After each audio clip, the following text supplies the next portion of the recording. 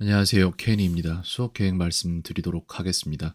수업은 회화 위주로 이루어질 겁니다. 그렇게 가는 게 지금 가장 효과가 나고 있어요. 네, 육하원칙 그리고 육하원칙 변형형에 대해서도 얘기를 해야 되고 그 다음에 투부정사에 대해서도 얘기를 해야 되고 관계대명사, 관계부사 이 모든 것에 대해서 얘기를 해야 되는데 한 가지 굉장히 중요한 게 있습니다. 제가 전에 숙제 첨삭하기 이전에 카톡에다가 잠시만요. 확인해 볼게요. 카톡에다가 APK 파일 보내달라고 얘기를 했는데 안 오고 있죠, 저한테. 이게 왜 중요하냐면요. 학생이 이전에 숙제 제대로 못하고 있어서 그거에 대해서 제가 숙제의 양을 그동안 만들어낸 카드를 굉장히 많이 잘라내고 필수적인 것만 딱 남긴 상태에서 진행을 시켰어요.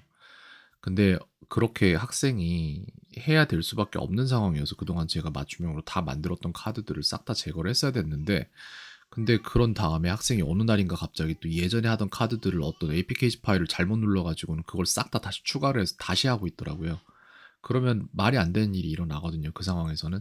그렇기 때문에 그거를 어떤 걸 추려내야 되고 어떤 걸 도려내야 될지를 판단하기 위해서 APK 파일을 보내줘야 되고 그걸 제가 도려내고 추려내고 하는 과정에도 시간이 들어가고 그리고 그걸 이제 어떻게 적용시킬 건지에 대해서도 안내가 제대로 될 수 있다고 저는 생각지 않기 때문에 또 영상 제작도 해서 보내줘야 되거든요. 그것도 시간이 들어가고 그러고 나서 어떻게 돌아가는지 또 모니터링 해야겠죠. 그런 부분이 있는데 왜 그런 것들이 중요하냐면은 기억력과 이 세 가지가 있어요. 패턴 인지력, 기억력, 그리고 그 반대에 있는 망각력이라고 할게요. 이런 말은 존재하지 않는데 이렇게 말을 하겠습니다.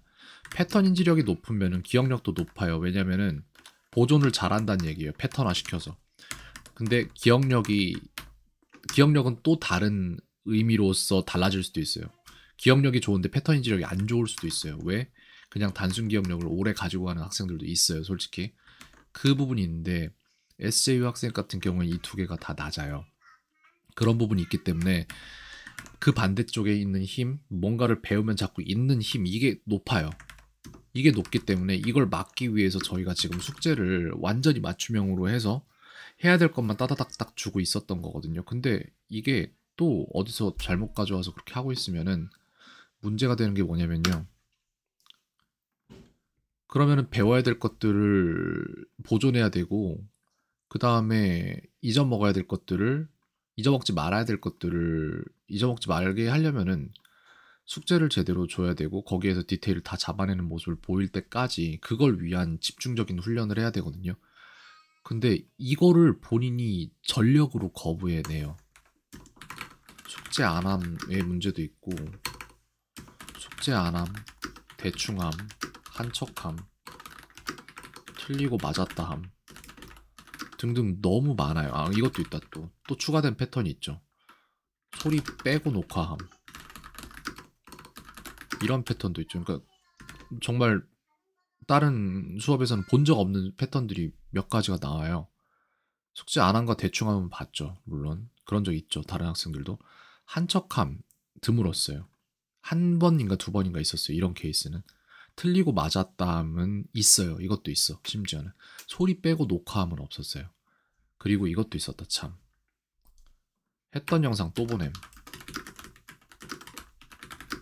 이거는 없었어요. 이건 단 한 명도 없었어요. 정말로. 이런 것들이 되게 많아서 제대로 하기 힘든 이유가는 그동안 제대로 하는 훈련을 안 해서이고 그동안 제대로 하는 훈련을 안 한 이유는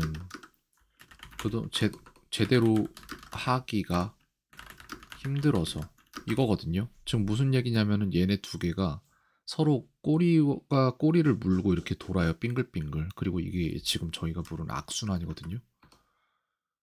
이게 악순환이에요. 이렇게 되는 거거든요. 그래서 제대로 하기 힘들지라도 제대로 하는 훈련을 하거나 그동안 제대로 하는 훈련을 안 했을지라도 제대로 하거나 이 둘 중 하나로 이걸 끊어내야 돼요. 악순환을. 근데 학생은 무슨 짓을 해서라도 이거를 계속 유지시켜 나가는 모습을 보여요. 그렇기 때문에 본질적으로 학생이 스스로 바뀌지 않는 이상은 이 문제가 해결되질 않아요.